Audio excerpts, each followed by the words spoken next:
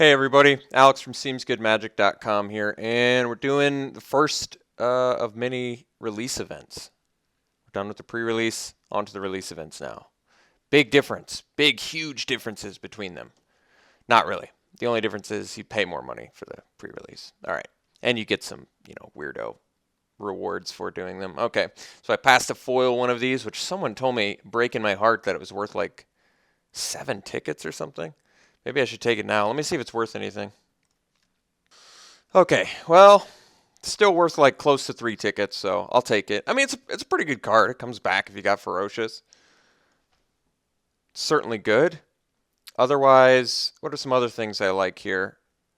This guy's good just because he's a cheap beater. Douse and Gloom is, of course, good. I like the Sky Captain. A couple other decent cards, but yeah, let's go ahead and take the old Flame Wake Phoenix. All right, what do we got with Rage form? I get a Manifest, and it's got Double Strike. Yeah, it's pretty good. 4 mana, 2/2 Double Strike. And it manifests for you, which means it triggers Prowess. It fills your graveyard for Delve. Manifest has rapidly become a pretty awesome mechanic, in my opinion. One I like quite a bit. Let's see what else is in here, though. What's this? Sage's Reverie.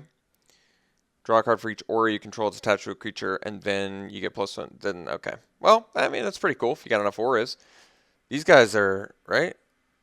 Yeah, these are auras, so that works.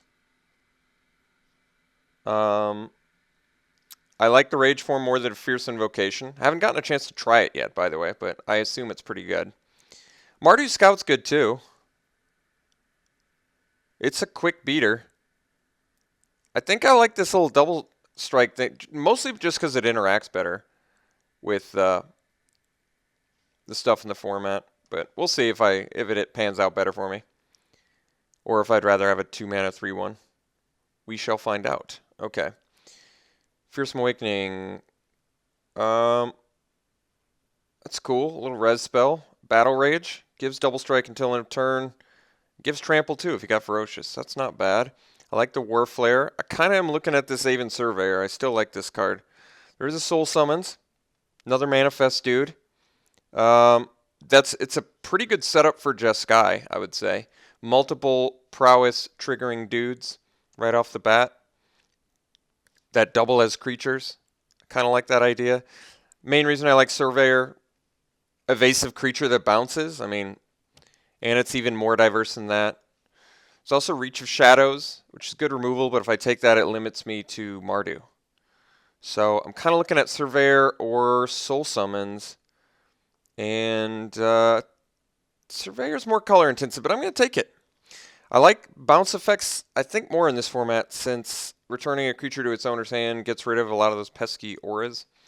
Ward Scale Dragon, they can't cast spells. That's pretty good.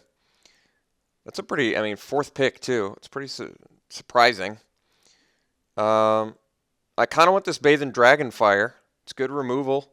Deals with that cycle of dragons. I'm almost thinking I want the dragon more, but that's probably fine. It's color intensive. Moves me into just Sky, but I feel like the dragon is more powerful than the removal just because it's a 6 mana 4/4 flyer with an ability. In white. Non-angel. Pretty unusual. I like that Ruthless Instincts. Can you imagine if I Rage Form and get a Ward Scale Dragon? That'd be pretty sick. Bathe in Dragonfire is probably a safe pick. I'm going to take the Dragon just because I think there's more upside to it. It also keeps me open if I want to cut one of these cards to... I can be Teamer still, or I can be just Guy. So I've got 2 options. Kind of rewarded here with a Bathe in Dragonfire, although there is Prowess Guy, and I do like this Dragon Bell Monk. Vigilance Prowess is a pretty nice ability mashup. But I kind of want the Bathe in Dragonfire now. I already passed it once. I kind of don't want to pass it a second time. It's definitely worth noting that I'm very color intensive. I think this might be the first time I've ever had 4 picks that are all double color. So that is indeed something to be concerned about. And I want to at least establish what my main 2 colors are, since I don't have any fixing yet. I want this Prowess Guy quite a bit, but I want the Bathe too. I'm going to take Prowess. That's a tough call. That Bathe in Dragonfire is really good, but Prowess, if you're in Jeskai especially, is just so good. Can't block and can't be blocked. You can cast it from your graveyard as long as you control a black or green permanent. Unfortunately, neither of those colors are what we're kind of moving into. This guy, on the other hand, prowess, and when it dies, you draw a card. That's pretty good. Otherwise, cunning strike, but I think I'm actually going to go for the prowess guy here, which is a bit awkward, admittedly, since we've got all these double color things, but maybe we move into more, well, I guess we don't have to establish that yet, but hopefully we'll figure that out sooner rather than later. All right, this guy gives you a flyer or comes in with a counter. Either of those are pretty good. I definitely like it more than the Skirmisher. Bloodfire Enforcers is okay. I don't have a problem with that card. Collateral damage, decent, not amazing. I think we'll take the Outcast. I like the dude that gives you a flyer. I like that. All right, a couple more prowess guys. I would say the flyer with prowess is going to be superior to the Jeskai Sage. So we'll take him instead. All right. Decent options here, especially since Warflare is a good card, but I'm actually going to take the Windscarred Crag. We already very much look like a deck that's going to need some fixing help as much as we can get. Okay, Sage's Reverie. We currently only have Rage Form, and that's it. So not too many options. Pressure Point seems like a pretty good card for us, and I mean, this fits in with our colors, and it triggers Prowess. Giving Flying is pretty good. I think there's a pretty good chance Rune Mark's better, but I'm going to try this Pressure Point out. I want to give it a try. I think it could be pretty good. All right, this one I can get, and it's First Strike. It's not bad. I think we'll go for the Warflare here, though. I like that card. Warflare is quite good. Yeah, neither of these are on color, so I guess we'll take the on-color, unexciting 5-drop. I think collateral damage is playable, so we'll take it. We already have 8 creatures, which is actually pretty remarkable, and it's really 9 if you count the Rage Form, and I am. So, started super color intensive, starting to get less, winding down on that, getting less color intensive as we go, which is nice. These guys are pretty unexciting. The Great Horn Crew Shocks. 5 mana, 3/5s, Siege Mastodon. A lot more playable in core sets. I would say a lot less playable in a set like this that has a lot of really powerful 5-drop spells that are vastly superior to 3/5 ground guy. But Bloodfire Enforcer, do we have an instant? Do we have a sorcery? I don't think we do. No sorceries yet. We'll figure that out. All right, here is one, but not one I'm particularly interested in. I think we likely are focusing on, well, it seems like it's white because we got some late white picks, but let's be honest, these aren't like the most exciting white picks. In fact, I'd prefer to not play either of those, if at all possible. We do have Crippling Chill, which is more in blue territory. We only have 3 blue picks. Maybe just sort by color now, start to establish where we're at. All right, well, to be honest, we're pretty close all around. But I guess red-white would be my preference to focus on. But Crippling Chill is definitely the pick I'm looking at. I love that card. It's certainly more exciting than the Defiant Strike. Goblin Slide is an option. I'm not a huge fan of this. I think I'm actually a bigger fan of the Logic than I am of this, but it is early enough where we can get this and possibly get some. I was saying I'm a bigger fan of Contemplative Logic than I am Goblin Slide, but there's nothing terribly good in this pack, so I'll take the Goblin Slide anyway. All right, Ghostfire Blade passed to me. I think we're going to take that. This card is just never bad. And this would probably be the worst deck you could have it in, to be honest, since we have 0 Morph guys currently. But I'm still going to take Ghostfire Blade. That really is how good that card is. There is a Frontier Bivouac, which fixes for us. There's a Bloodfire Expert, which has Prowess, which I do want as well. But nope, just not going to deny Ghostfire Blade. I really do love this card. And I'm going to take it. Okay, Swiftwater Cliffs. Seems like it's the pick. There is an Arrow Storm and a Scaldkin in here, but I guess I'm willing to forego them currently for a really nice piece of fixing in Swiftwater Cliffs, so we'll take it. I think it helps that we have 14 out of 22 spells that are going to be necessary to make this a deck already, so it just makes the decision-making process much easier in my mind. Good picks in here. I love the Weapon Master. I love the Treasure Cruise, but I think I'm going to take the Warden of the Eye. We already have a few spells that interacts with it. Admittedly, not as many as I typically like to play with it, but I'm just a huge fan of this card. It's extremely good value, and yeah, just really good value. If we find some good removal spells, I'm going to love having Warden of the Eye, and it can just do some super amazing things. Hoping to table, I guess, I don't know, Defiant Strike maybe, if we can find some more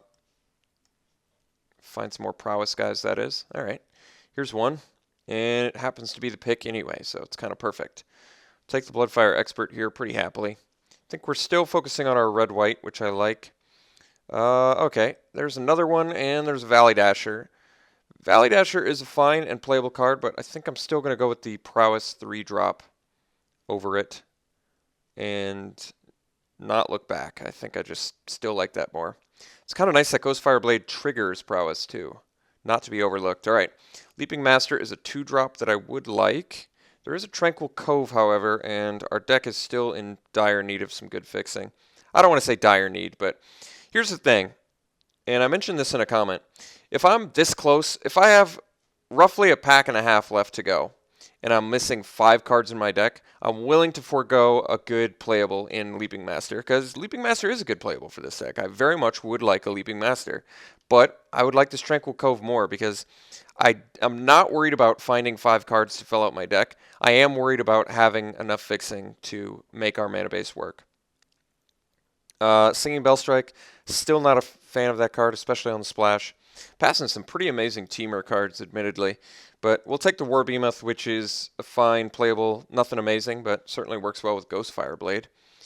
I think we have to slam the Defiant Strike here for a couple of reasons. We already have 1, 2, 3, 4, 5 prowess guys, which is a really nice prowess count. But it also is just nice for our curve, I think. Otherwise, Brave the Sands is a fine card. I don't think it's that amazing in our deck, but I mean, it's not bad in our deck. It's just not as good as I think a Defiant Strike's going to be. All right, tabling Bloodfire Experts is a really good sign, especially after tabling a Defiant Strike. I think we even have a chance of tabling another one. It seems like white picks were going fairly late, so there's a decent chance. I think the only awkward card for our deck so far is kind of the Avon Surveyor, because it's double blue and we're kind of light in the blue department other than it. Even Just Sky Sage is a fairly awkward, I'll take the Cavalry here, but I don't think we're going to play it. Fairly awkward splash, I was going to say. Defiant Strike and Weapon Master? Well, taking the Weapon Master over a Defiant Strike, I don't think that's even a question. All right, Weave Fate is actually a fine card, and look at that. We're already at 22 cards, and I can start to make cuts, so I'm happy I have 3 pieces of fixing. I don't think we're going to need this Savants. It's not really for us, so I like our deck. Deck looks good already. It looks like a Barrage of Boulders deck, if I've ever seen one, since we can pretty easily get a 4-power guy in a deck like this. Well, there's Barrage of Boulders, but probably likely to table it. Unfortunately, the rare and all 3 of the uncommons are highly playable, and none of which we can really use. So I think I might be first picking this Tranquil Cove and hoping to table, I guess, Barrage of Boulders, which, considering the power level of the rares and uncommons, does not seem out of the realm of reason. There is also Glacial Stalker, which is playable, but we already have 22 cards, and at this point I'm just doing upgrades, so why don't we take a Tranquil Cove, which we're guaranteed to play and like in our deck. Alright, Swiftwater Cliffs, but there's also a Horde Chief, which is good, and a Jeskai Wind Scout, which has prowess.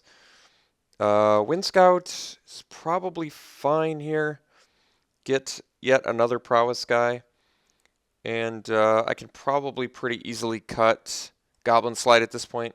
We don't even have that many non-creature spells. Certainly not enough to justify Goblin Slide, I would think. Otherwise, I can take Swiftwater Cliffs here too. Like I said, we already have 22 cards, so all the fixing we get is just really going to help our deck a lot. All right, maybe I changed my mind. We're going to take the Cliffs. All right, a third Bloodfire Expert? No, I think we're more likely taking the Heart Piercer or the Warname Aspirant. I'm kind of a big fan of the Heart Piercer since it's a 2/3 body, which is good, and a removal spell, which is good. Both of those options are pretty nice. Warname Aspirant is also very good because it's a 2-drop. It fills our curve a little bit better. I can see an argument for that, but I think I'm still going to go with my gut instinct, which says Mardu Heart Piercer to the extreme. Just love that card. Hope to table Bloodfire Expert. We did it last time. Even a 9-Ock Bondkin would be good. But I think if we're running 18 lands, which I believe we are, having a higher mana curve is just fine. Not a big deal at all. So Heart Piercer it is, and I think at this point we're cutting the Goblin Slide. Okay. So now we can take a Leaping Master. There's also a Trumpet Blast, but Trumpet Blast is good with prowess. But I think I want the Leaping Master. Actually, no, I'd take that back. I want the Abzan Falconer. I want the guy that gets flying. It's going to be better than this 2-drop. Granted, we have a lot of 3-drops, but as I mentioned before, having a lot of 3-drops is not a big deal if you have an 18-land deck. The only time it really comes into play is against hyper aggro decks, but we'll, I guess, deal with that problem when we encounter it. For now, I'm going to take the Falconer and likely cut the War Behemoth, which might just be the most unexciting deck or card in our deck, rather. I would say Defiant Strike got nothing but better for us, considering the sheer quantity of prowess guys we have at the moment. What do we have? 1, 2, 3, 4, 5, 6. I guess we only have 6, but I think I can still take a second Defiant Strike. Keep the current color scheme. That's just fine. Might play it over the pressure point. It's tough to say. Defiant Strike, gotta keep in mind, works as an actual combat trick alongside the likes of prowess guys, which is kind of nice. Pressure point a little bit less so. So I might run the Defiant Strike over the pressure point. It's also Active Treason, which is certainly good in some spots. We tabled Defiant Strike last time. All right, you know what? I might want an Active Treason. Not sure. I might actually like the Active Treason more than the pressure point. I'm not sure. That's up to debate. All right, I think we're taking a second Weapon Master. The card certainly doesn't get worse in multiples. I like the Horde Mate too, but it actually can't bring back that much in our deck, so Weapon Master just seems like a strictly better pick in my mind. And I can probably easily run that over this Bloodfire Enforcers. I don't even think Enforcers is good for us, really.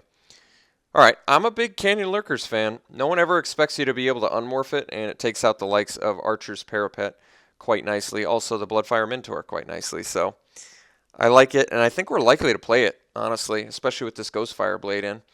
I think we can cut... What can we cut? It's a good question. Maybe the Weave Fate. Probably the Active Treason, I guess. Weave Fate, I guess, is unexciting. Well, let's cut the Weave Fate, leave the Active Treason, bring in the Canyon Lurkers, see how we like that. All right, tabled Leaping Master. So certainly happy I took a land over it for that reason. I think we're going to take, and we're going to find a way to play this Leaping Master too. So I could cut a non-creature spell, but I don't mind cutting a creature actually, since we seem to have creatures to lose, especially considering Rage Form is a creature as well. Just Sky decks typically don't need high creature counts, but our creatures look pretty good, honestly. It's kind of tough to make a cut on a creature since they all look kind of good. But I guess we just tape the Master for now and figure that out as we go. All right, got a Valley Dasher as well. I think we can pretty easily play that if we want and be a, pretty nice beatdown deck actually. None of these cards matter. I guess we take the 7-drop because we can potentially play it. Highland Game just seems like it's kind of annoying against us. There's a Skuldkin, but I don't even think we're going to need it. So I think we'll just take the Highland Game. Hate it. Trumpet Blast tabling is... Might find a way to squeeze that into our deck, actually. Especially since we have this Outcast, which seems pretty good with it. Admittedly, Goblin Slide's good with it too, but I think we ended up with a pretty... Well, I think the good news is plenty of playables, and we ended up with 5 pieces of fixing, which is really ideal, especially for a deck that is possibly as color intensive as this. But I'm digging this deck quite a bit. We ended up with like a million creatures though, which I don't think we need. Um, do I want to cut collateral damage? I don't know. To be honest, I kind of want to give collateral damage a try.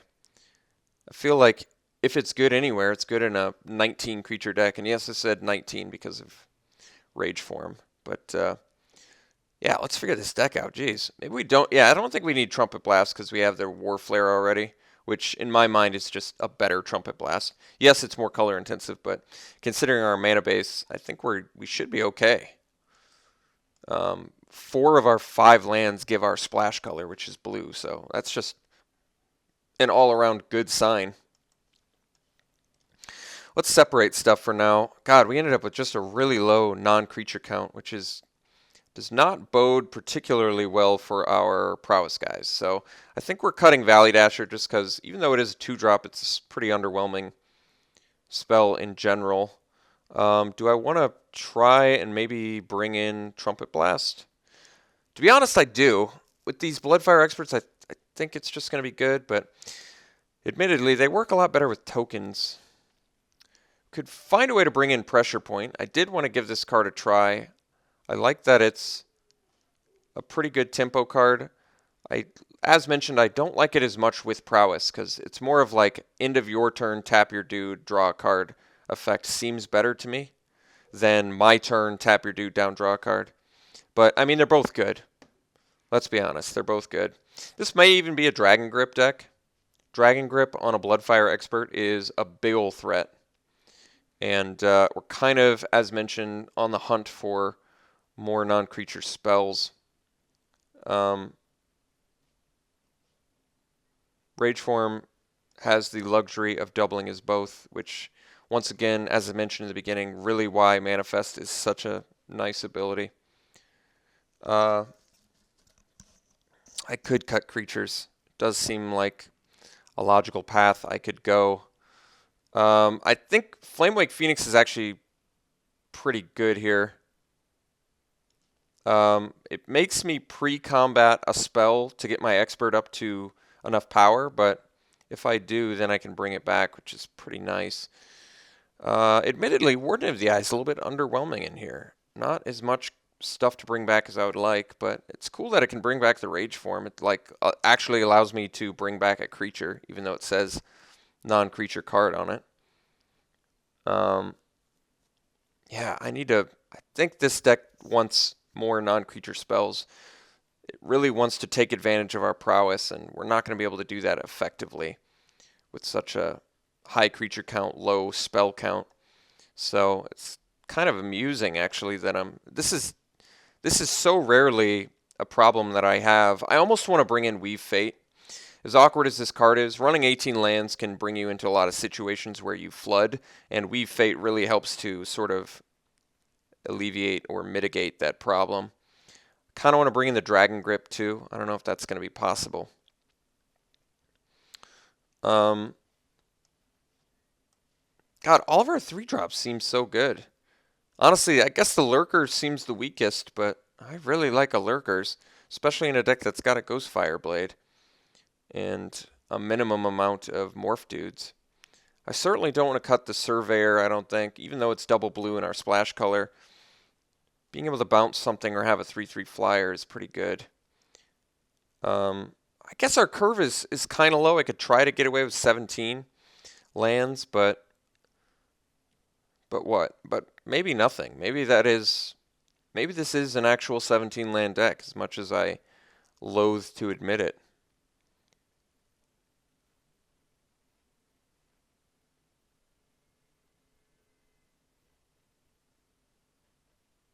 We're fairly color intensive, but I'm really not that rewarded for going 18 lands. If I go Weave Fate, I am rewarded for going 18 lands because it just helps deal with Flood. Warden of the Eye kind of does as well.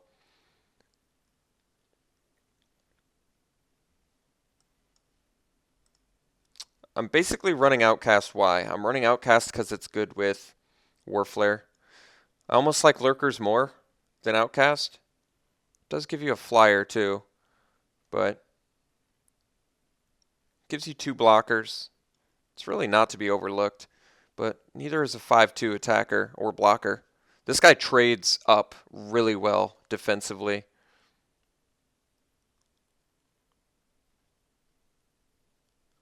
Maybe we cut the outcast. Maybe I cut the lurkers too.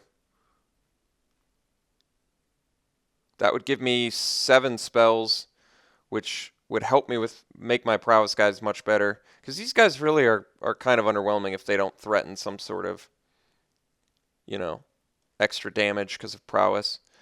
I'm almost tempted to try to find a way to bring Dragon Grip in. I think I mentioned that before, but it still holds true. I could do 17 lands. Debating it. We top out at 6 with 1 spell. The vast majority of our deck is 3. Our morph guys need 5.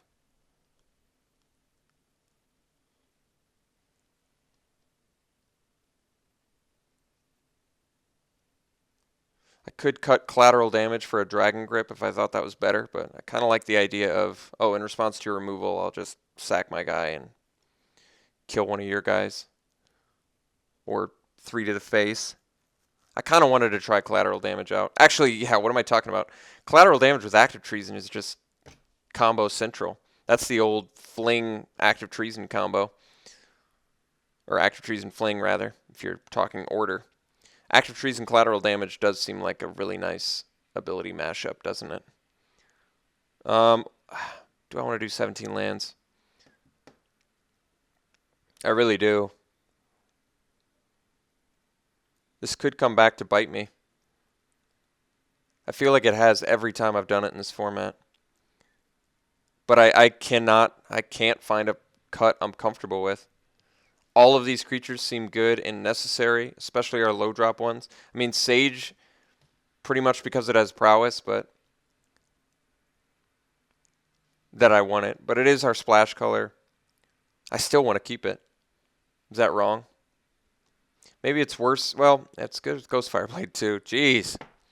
I don't know, man. This is tough. I almost think Outcast is better in our deck than Sage now that I think about it. Maybe I want this instead, because then this interacts better with Warflare. Even though this does have prowess, it's a 2-mana 1/1 on my splash color, which just seems really awkward, especially since prowess, as mentioned, isn't quite as good in our deck. Alright, I got 2.5 minutes. I gotta fade this out quick.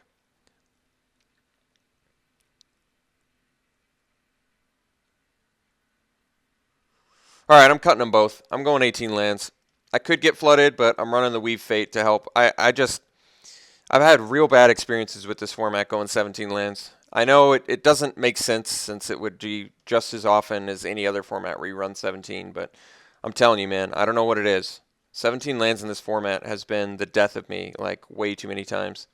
So, as mentioned, we're running the Weave Fate to sort of not only trigger prowess, but help alleviate any issues we have with flooding. And we really have 16 creatures, so we'll see how this does. I've got 4 blue sources already. Pretty even split, actually, between... Basically, just need to make sure I have enough red. So 9 sources of red, 8 sources of blue, and 6 sources of white. I don't like that. We can do 7 sources of white, 5, 6, 7 sources of white, 7 sources of blue, 9 sources of red. I kind of like that. We do have some double red, and we should see all of our other colors. All right. Mana base looks good. Curve looks good. Threat count looks pretty good. I think we can potentially find success with this deck. So, yep, running it like this. We'll see you around 1.